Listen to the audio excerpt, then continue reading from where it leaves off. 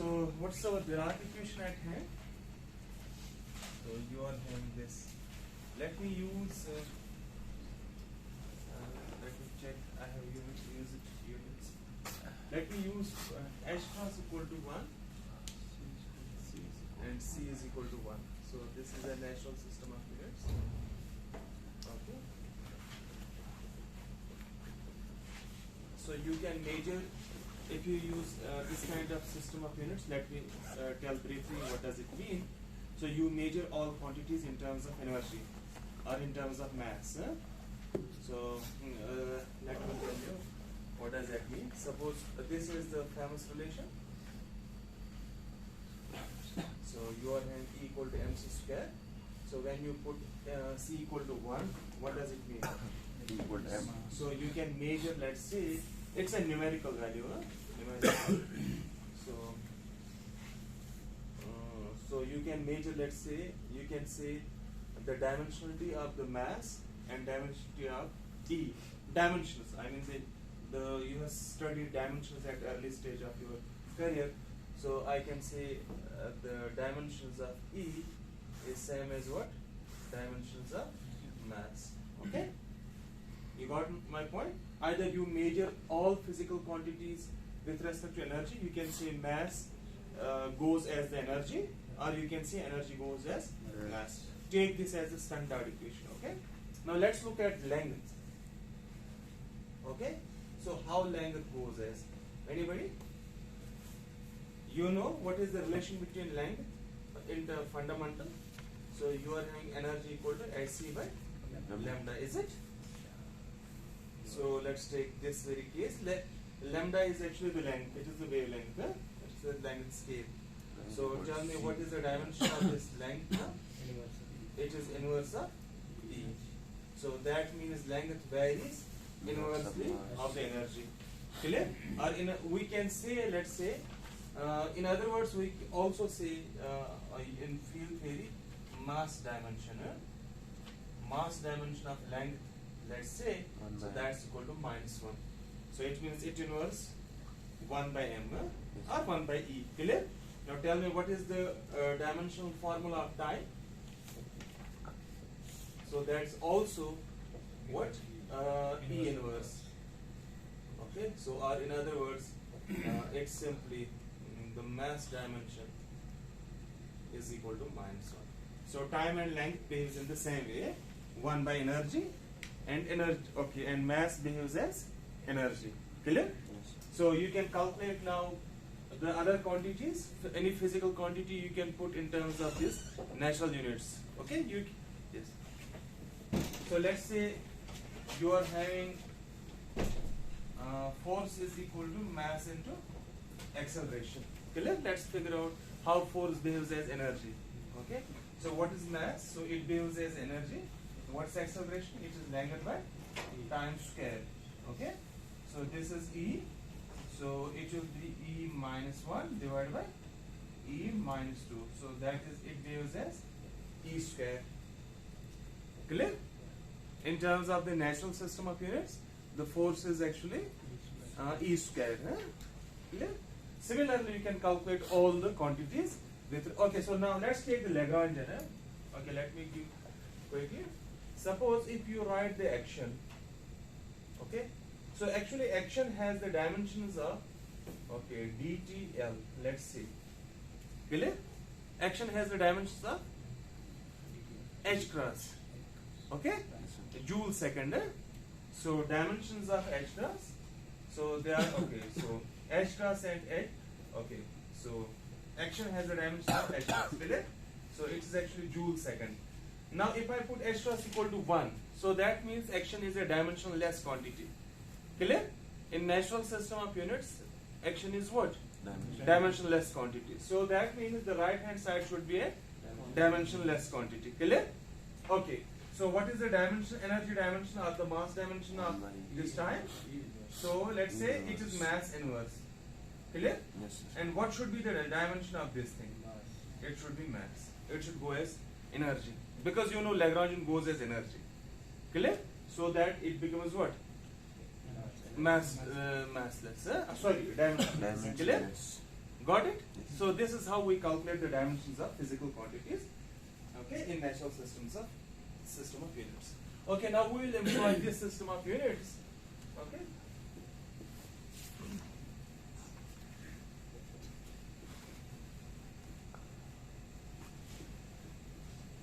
It's very important in field theory, this dimensional analysis. It provides you a lot of things.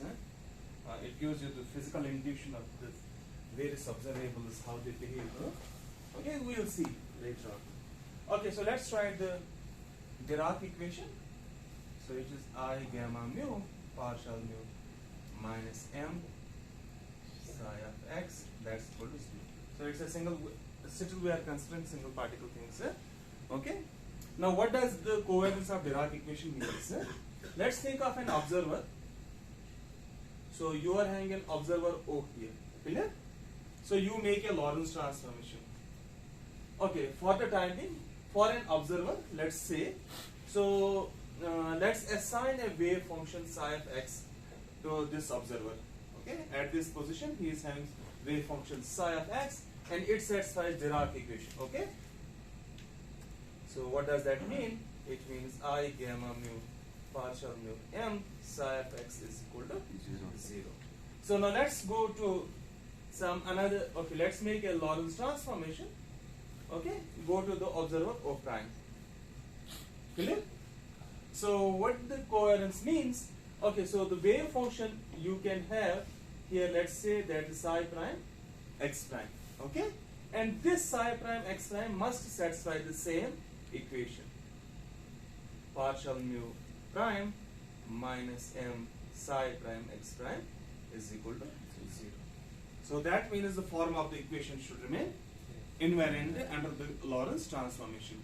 Okay, so thinking in other words, suppose if you are given psi of x, okay, so there must exist a prescription when you make a Lorentz transformation so that the observer O prime can construct a psi prime of x prime from the psi of x.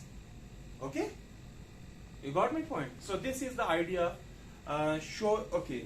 getting the covariance of Dirac equation, or whether the Dirac equation is Lorentz invariant or not. Okay, so let's put it in the quite naive way. Okay, so we can put it this way. Suppose if you are having equation defined in one frame of reference, you make a transformation. If it is invariant under that transformation, the form of the equation should remain same. Clear? Got it? Yes. So this is one way to look at the invariance or the covariance of a given equation. Clear? Another way to look is that suppose you are having in one frame of reference an equation is satisfied, in another frame the same equation is satisfied. Clear? Okay. Now there must exist actually a prescription such that the wave function, if you know wave function in one frame of reference, you should be able to get the wave function in the the transformed frame. Clear? Yes, sir. Got it? Okay. So what does it mean? It means let's assume the covariance exists there. The Dirac equation is covariant. Okay, it is invariant under Lorentz transformation. Now what are the conditions under which it is invariant? Okay, or what is the transformation matrix that will convert this psi of x into this psi prime x prime? Clear? So this is the this is our problem to figure out. Clear? So our problem is that I will assume you are having a wave equation here, you are having a wave equation here. Now an observer O prime will construct his wave function from this psi of x, applying certain transformation on this psi of x. Clear? Okay? Got it? Samajh aaye? You got my point? So what is our problem then?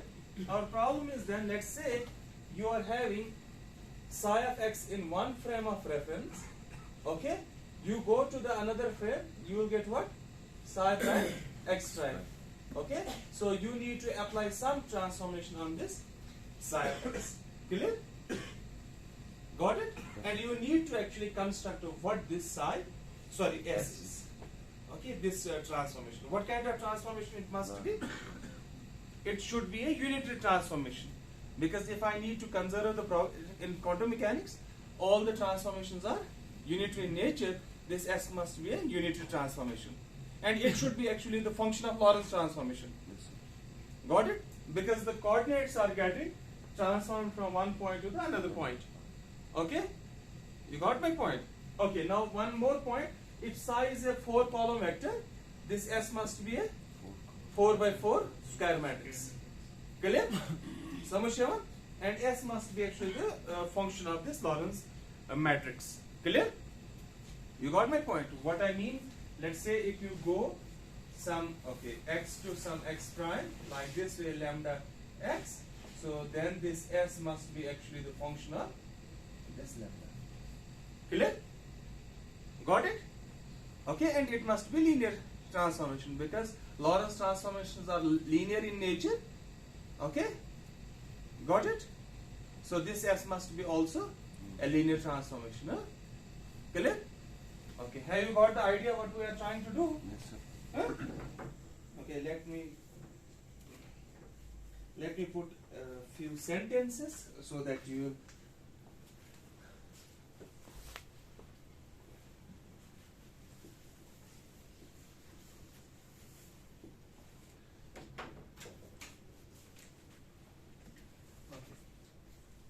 So in order to establish the Lorentz coherence, okay, so what we mean by that, there must exist, let me write.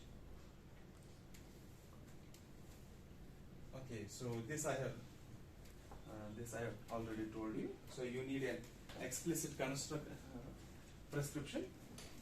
Okay, so let me write for an observer. Okay. O prime, that is the transformed observer. So what it should satisfy? Okay, let I am having the psi prime x prime as a wave function, as a transformer wave function. Clear? So by explicit construction. So I am saying a prescription exists and we need to figure out that what is the prescription. Okay. So it should satisfy what? At in the primer. Okay, so let me put a gamma tilde here. That means it is the gamma matrix defined at the primer coordinate system. Clear? So if you move from one coordinate system, let's say you are having an observer O here and you are moving to some observer O prime. So you define the set of gamma matrices here gamma mu and set of gamma matrices here gamma tilde mu. Clear? And we will see in a moment they are actually the same thing. Huh? Okay? And you are having a Dirac equation in the primer coordinate system like this thing. Let's call this as equation 1. Clear? Now what are the properties? Properties of Dirac matrices will not change, is it? So last time, okay, so you are having, okay, so if you remember, so we have this gamma 0 dagger, that is same as gamma 0, and gamma I dagger, that's equal to minus gamma I. Clear? Got it? So what it means, and one more point, so you are having this gamma nu plus gamma mu is equal to twice beta mu. Okay? Clear? So this is the gamma matrix I have defined it earlier. Okay. So what it means, so these gamma matrices satisfy gamma mu plus gamma tilde nu equal to twice eta mu. Okay? Because it's a diagonal matrix, eta is a diagonal matrix, you apply any kind of transformation, it will remain same. If you apply linear transformation, eta will remain same. Clear? Okay? And gamma tilde 0 dagger, that is same as gamma tilde 0, and gamma tilde I, that it is dagger. Okay, it's equal to gamma tilde. So that means the properties of these gamma matrices are same. Clear? You got my point? Okay. Since we are saying there exists actually a unitary transformation in going from, if you are having a psi of x here, okay, and you are having psi prime x prime here, okay, there exists a unitary transformation that takes psi of x to what? psi prime x prime. So that means those unitary transformations are actually affecting this gamma as well. Clear? You got my point? Okay. So now if you are having the matrices which satisfy this condition, in the primate frame they satisfy also the same condition. Clear? So that means your matrices are actually equivalent. Clear? So you take a different set of matrices and check if they satisfy the same equation. You can say these are equivalent to the previous set. Clear? And you need to find out how they are related to each other. Okay. So let's take some unitary matrix U. Okay? You got my point? Let's take some unitary matrix U. Okay? So let's apply it on this object. So you take a unitary matrix. So you apply it on both sides. Gamma nu, like this thing. Gamma mu. Let's take U inverse. So that's equal to twice U eta mu nu U inverse. Clear? Got it? I am taking some arbitrary unitary transformation. Okay, and I am applying it to that very object. Clear? Okay.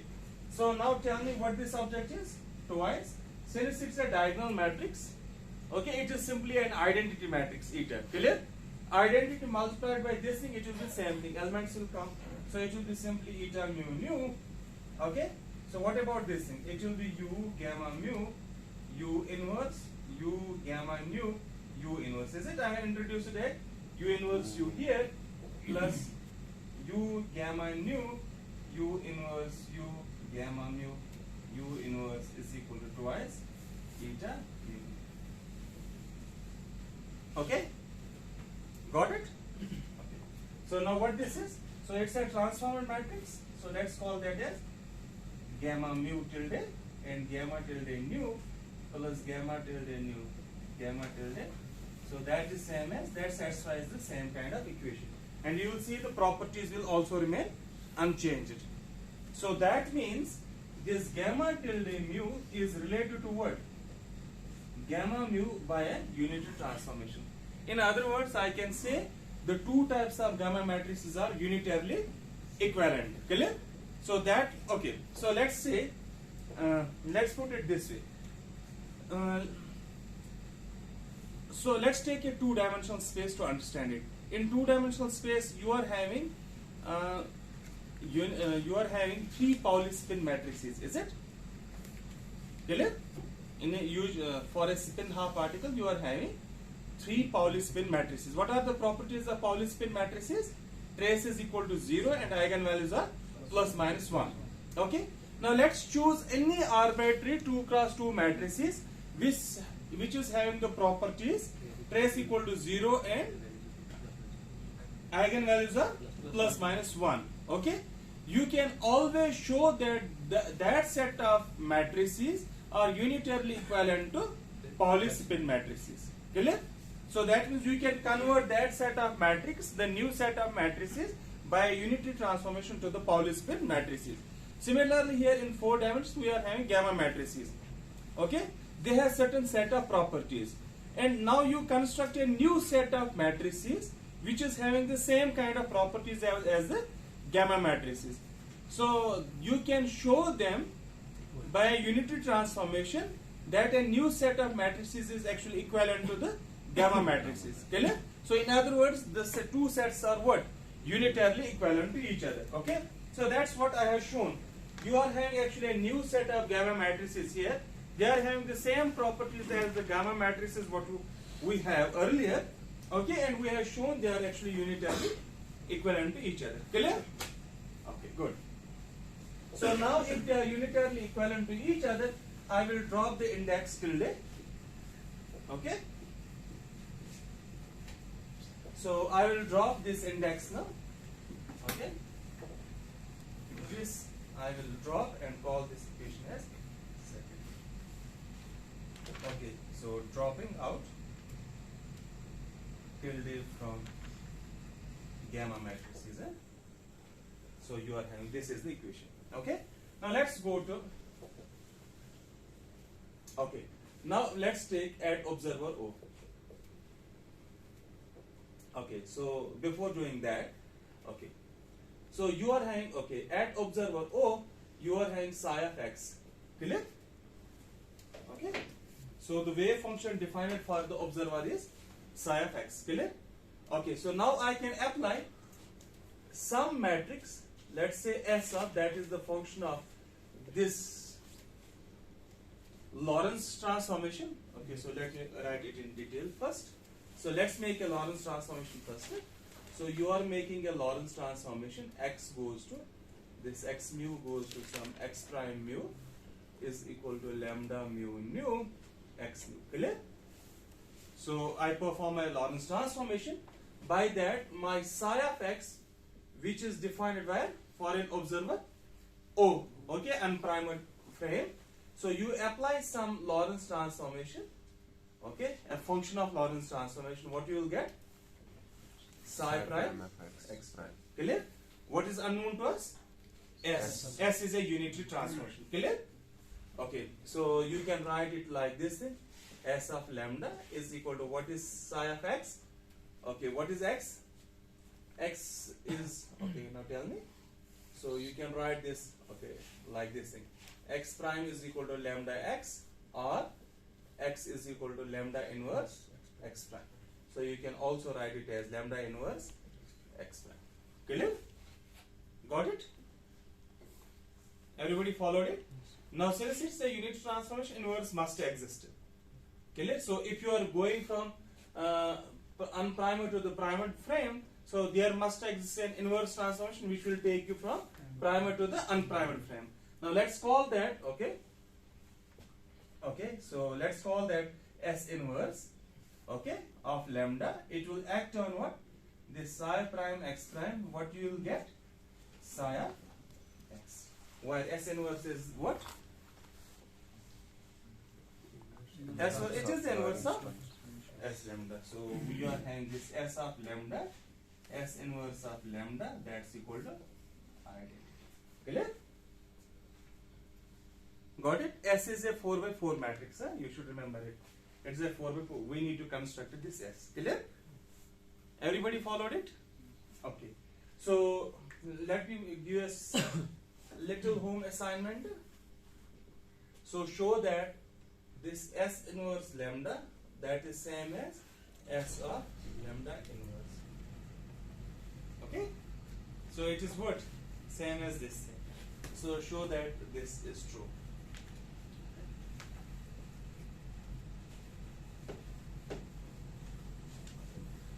So let's go to the observer. I had prepared this equation, okay, but I will write it later on. So at observer O. So what is the Dirac equation at observer O? So I gamma mu partial mu minus m of psi of x. Okay, now I have shown you there exists actually a prescription with the help of S, is it? S gives us a prescription that takes psi to y, psi prime x prime. Clear? Now what I want this observer to do, it will put his equation in terms of these primary coordinate systems. I want this observer to make this as an equation in terms of the primary coordinates. Clear? Samashaman? That means to figure out his equation at the observer O prime. Clear? So how it will do? Let's take this psi of x. Okay? You can always put this psi of x in terms of S inverse. Clear? So let's write it. So call this as equation, let's say 3. Call this as equation 4. Okay? So using 4. Okay, so what I will write? I gamma mu partial mu minus m. Okay? So I will write it as S inverse lambda psi prime x prime. That's equal to 0. Clear? Got it? So now, okay, multiply now on left by S of, okay? So what it yields me? So it is I S of lambda gamma mu. So you take S inverse inside, is it?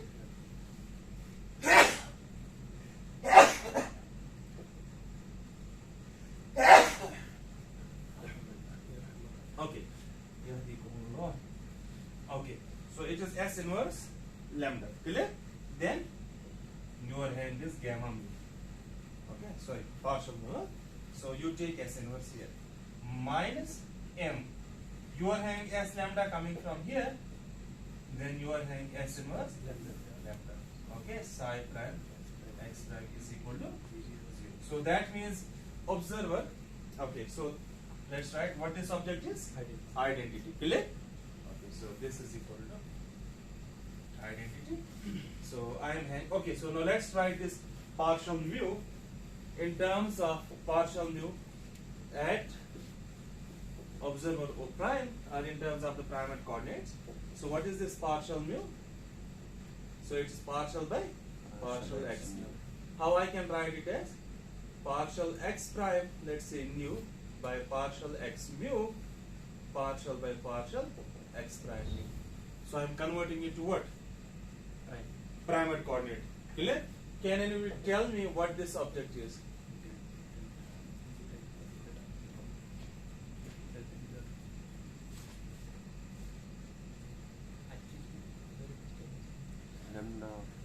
It is simply the Lorentz transformation, is it?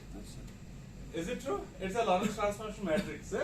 Primate, let's say x prime is equal to x cos theta plus y sin theta, and you just differentiate, you will get that matrix. Clear? So it's a matrix. Okay, specifying this. Since I am saying x prime goes as, okay, what is x prime? X prime mu, lambda nu mu x mu. Clear? So let's divide it. Sorry, differentiate it. What you will get? Lambda. Huh? Clear? So let's write it. So it will be partial by partial x alpha kind of thing. Clear? So what you get? Lambda nu mu. So you will get delta mu alpha. Okay? So what you get? Lambda nu alpha. Samajh? Should be mu. Oh, sorry. It's mu here. Sorry. Yes, sir. Clear? Got it? Yes, sir. I thought it's alpha. Okay, so you got it, huh? So now let's write it. Therefore, we have I S of lambda, okay, gamma mu, S inverse of lambda. So what is partial mu? It's lambda nu mu, okay, partial prime mu minus m psi prime x prime. So that means, so let's call this as equation 5. So it means you are having equation represent where? At O prime. Clear? For an observer O prime. Now you match with the equation at O prime. Okay, what is at observer O prime? So what is the Dirac equation? I gamma mu partial prime mu minus m psi prime x prime, that's equal to 0. Clear? You got it? Yes, sir. Okay. So what I can do, okay, since okay, this is a dummy variable, let me write it new. Let me put it as clear. So it's a dummy variable. Okay, mu I have already contracted. So that you are having partial prime nu here, partial prime nu here. So it means this very object must be same as gamma nu. Clear? So now if I say my Dirac equation is invariant under Lorentz transformation, then this object should be equal to gamma nu, so that you retain the same form of equation. Clear? Yes. Got it?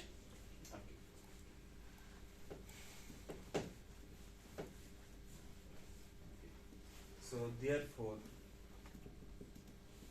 for a Dirac equation to be invariant under Lorentz transformation, what we have, this S of lambda, gamma mu, S inverse of lambda, lambda nu mu, that should be equal to gamma nu.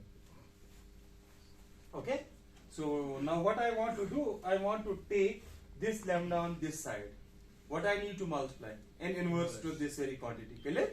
So how to do that? You simply write, or I can write S of lambda gamma mu S inverse lambda nu mu. So let's put lambda nu. Lambda is equal to lambda nu gamma nu. Clear? So just multiply this very object. Clear? समझ आओ? So you just multiply this thing. So everybody followed it? Okay, okay. So now tell me what this object will be. Nu is contracted, so it is delta lambda. Because okay, so you can, so when nu is contracted, this lambda nu forms a delta function. Clear? Lambda mu. Okay, so you sum over now mu. This mu will be replaced by lambda. Clear? Everybody followed it? So this is actually an identity we have already derived. So lambda is inverse to lambda. Clear? You remember it? Okay. Yes. You. Got it? Huh? Any confusion? Okay, so let me tell you. So everybody followed this equation? Okay, so when you need to take one kind of matrices, like let's say you are having this set of indices. Look, mu is contracted, is it? Forget about mu. So that you multiply it by lambda. Clear? Let's say the same kind of matrix. And what you do, forget about this mu. Don't do anything with this mu. So you contract this very index like I have put here, is it? And put another free index. So that you are having nu here. So now nu and nu gets contracted, is it? Nu is contracted this side, nu gets contracted here. Clear? What remains free index? Lambda. Lambda is the only free index in the equation. Clear? Got it?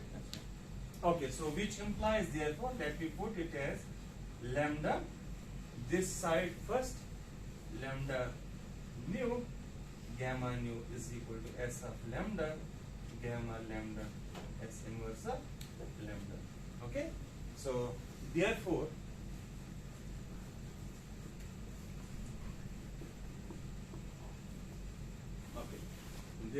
for invariance of, yes, any question? Dirac equation under Lorentz transformation, we must have what? So let me write lambda mu nu gamma nu is equal to S of lambda gamma mu S inverse of lambda. Clear? So what is unknown? So this condition must be satisfied, is it? What is unknown? We started with a prescription S, is it? That's an unknown quantity.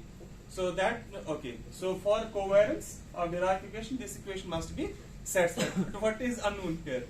S. So that means for covariance itself, I need to solve this very equation for S. Is it? So we need to figure out first S.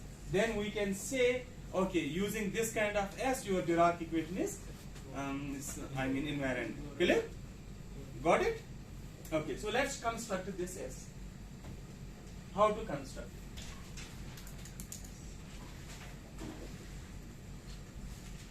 Okay, any question? Okay, so if you have any question, you just tell me. Okay, so we consider the infinitesimal Lorentz transformation. Okay.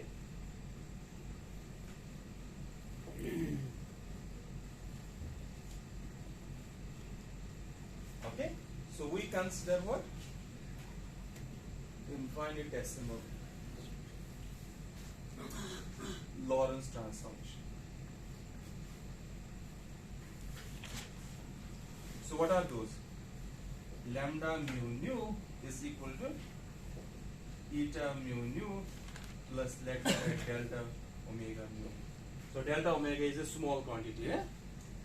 So in other words, I will write this delta omega as some omega by n, where n is a number of steps. Okay? So n is a number, you divide it, and so that you get a small quantity. Clear? So let's say n tends to infinity, what will happen to delta omega? No, it becomes very small. Okay, such that n delta omega should be fixed. Okay, n tends to infinity, such that n delta omega is fixed. Clear? So that means you should get omega. Huh? Clear? Got my point?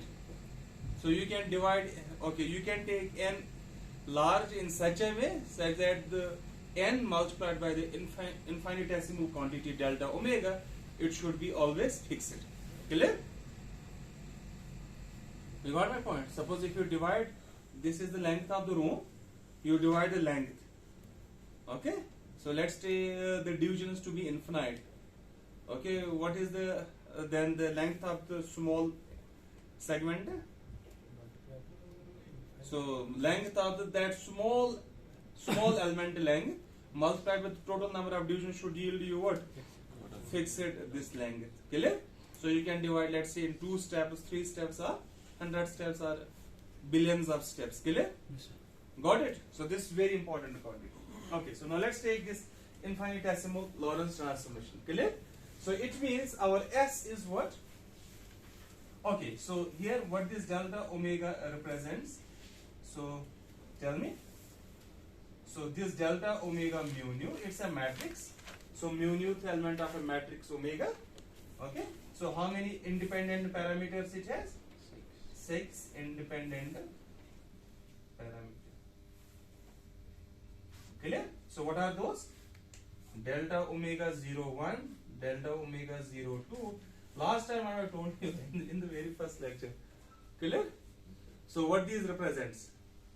These will represent the parameters corresponding to the boost along, let's say, x direction, along y direction, along z direction, and then you are having the parameters corresponding to the rotations. 1, 2 means rotation in xy plane, delta omega 2, 3 rotation in yz plane, rotation in zx plane. So these are the only possible parameters for this delta omega nu. It's because this delta omega mu nu is actually minus delta omega nu mu. It's antisymmetric. Huh?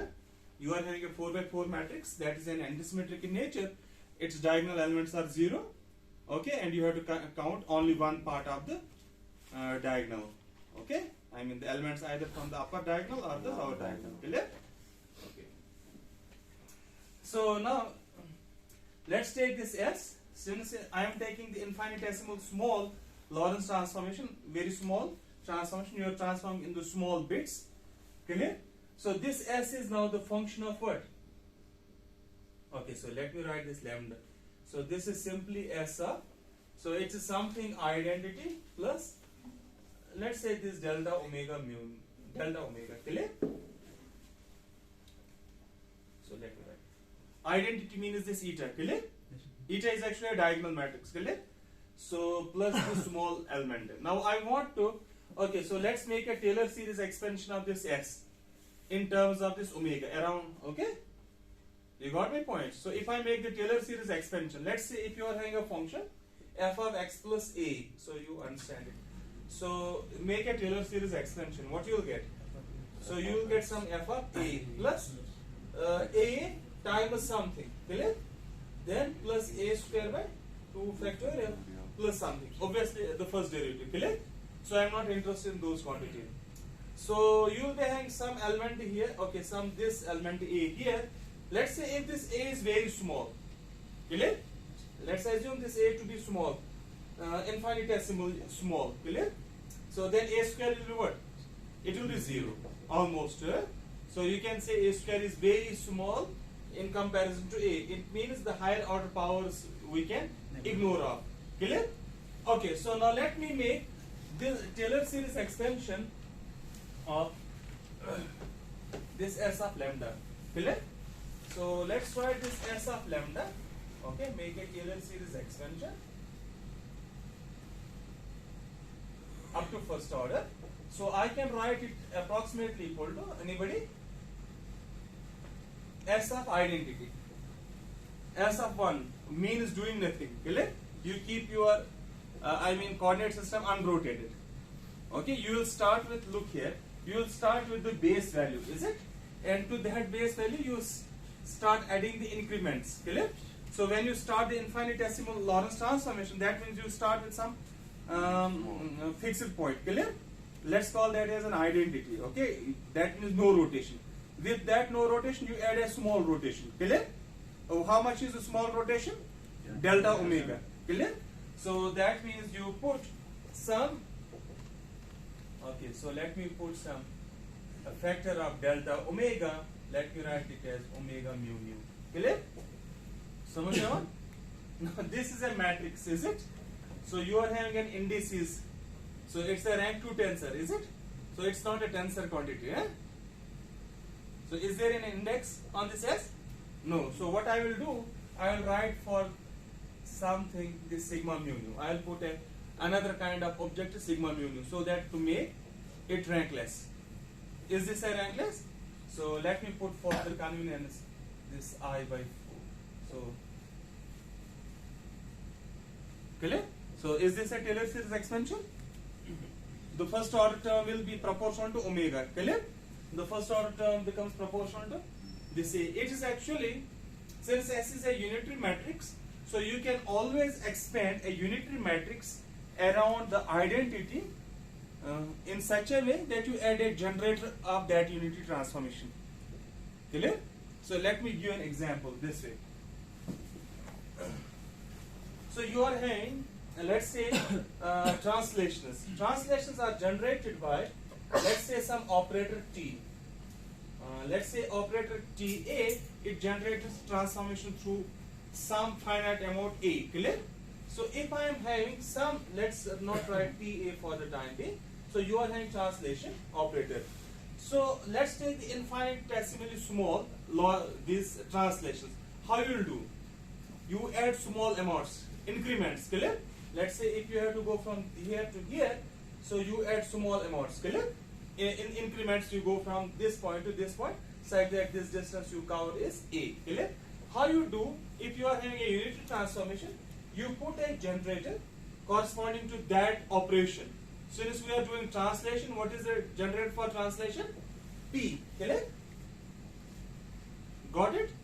And put, let's say we are doing in the one dimension, put the small increment along which you are doing. So, suppose I am going along x direction and you need to put a momentum along x direction. Then for this, since this is a unitary operation, you put an I by, okay, some factor I, let's put an I by h cross.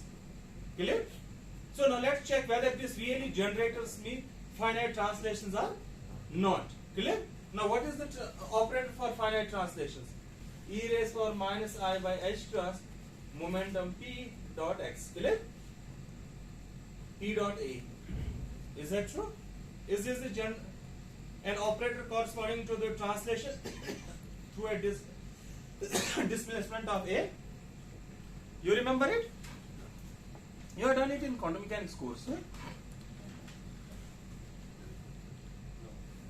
You have done it? Okay. So what is the crux?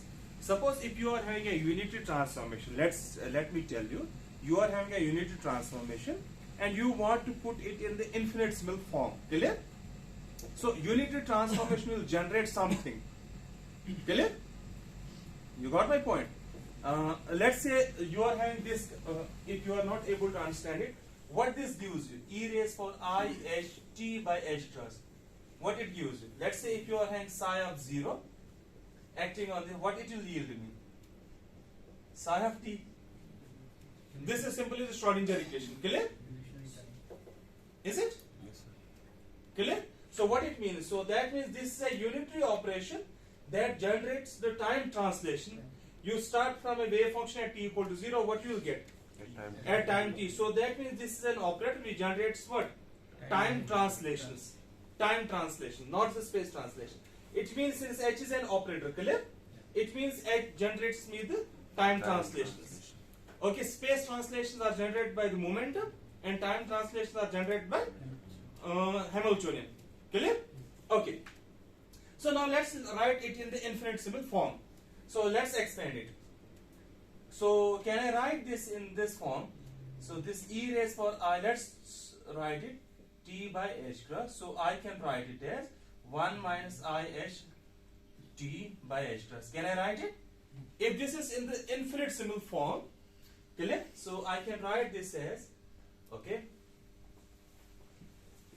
let me write, if it is in the infinitesimal form, so I can put it as a delta t by n. Can I put it? Or can I write it? Yes, sir.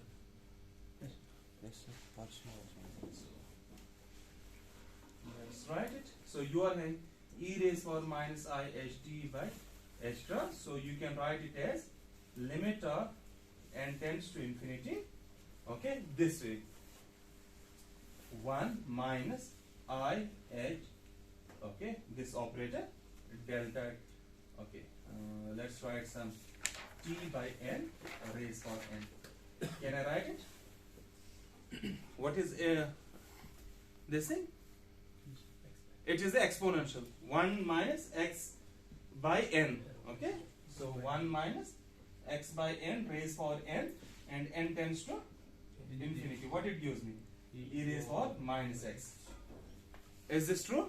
So now let's write it. So you can write it as like this thing: 1 minus I. Let's multiply it. What is t by n? You can put it as delta t by h cross. So in n steps. Clear? So these are n steps. So while n tends to infinity. So that means you add up what? Some infinitesimal amount of time translation. You have to start from wave function. Let's say psi of 0 here.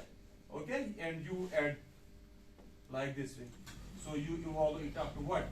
Psi of t. Clear? So that means this objective, since it is now this object is in the product form, so it means this is the small amount. Clear?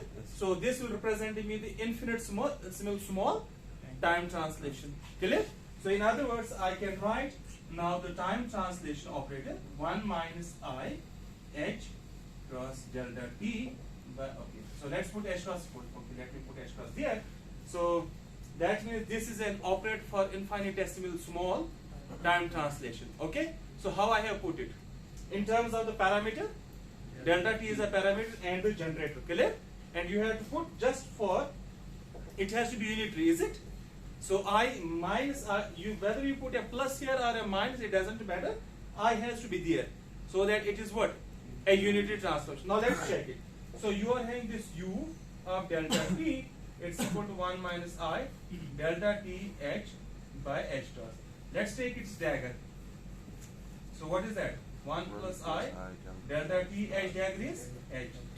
Okay, so now multiply u dagger. So what you will get? 1 into 1 is 1. So it is plus delta t square. Okay, and so on. So you will be getting terms order of what? Delta t square. Now look here. This term multiplied with this term, it will cancel. Okay, because it will come with a plus sign. This will come with a minus sign. That will cancel. So it's up to order of what? T square. Delta t is the infinitesimal quantity. So it means it's negligible. Clear? So that means what you are having?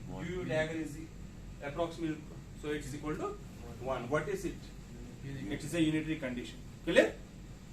You got my point? So that means you can always put any kind of unitary transformation. We generate certain thing. Since this generates me what? Lorentz transformation. Clear?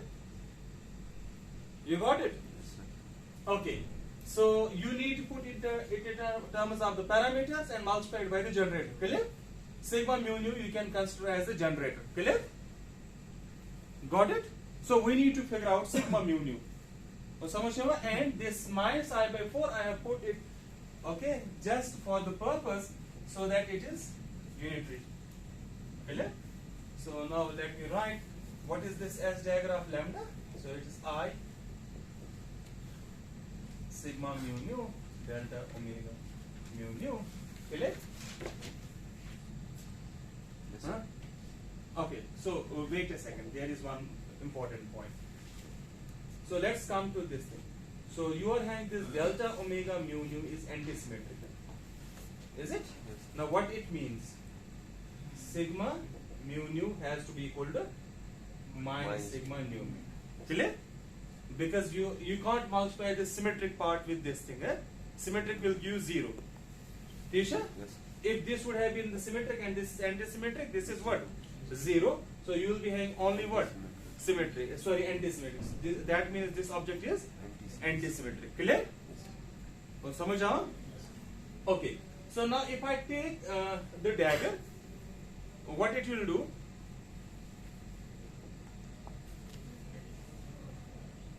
So if it is antisymmetric, if I take the dagger, so it will give the minus sign. Clear? Yes. So if you are having an antisymmetric matrix, you take it as dagger. What it will yield you? Negative of that matrix. Clear?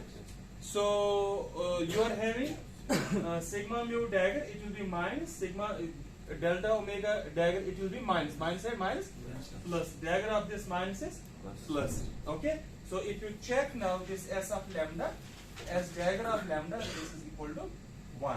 And the other term will be actually order of omega square. So that is negligible. Okay, so let me write it. This is equal to plus order of this delta omega square. So that's equal to 1. Clear? So it means it's a unitary matrix. So it's a correct Taylor series expansion. Okay? So now let's, so how much time is remaining? Okay? Okay. S is now unknown. Sorry, S now I have written. Unknown is what? Sigma. Sigma. We need to figure out this sigma. Clear?